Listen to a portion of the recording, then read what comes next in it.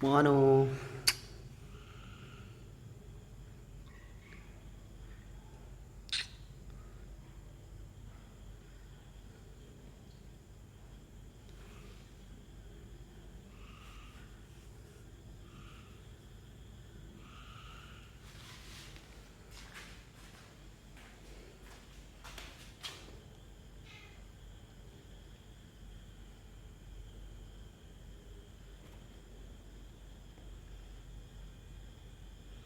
ये ले जी, ये साहब जी को मैंने आज खुला छोड़ा था।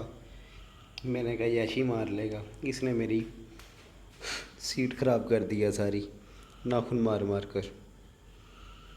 देखें इसके काम, इसीलिए इसको बांध के रखा होता है मैंने।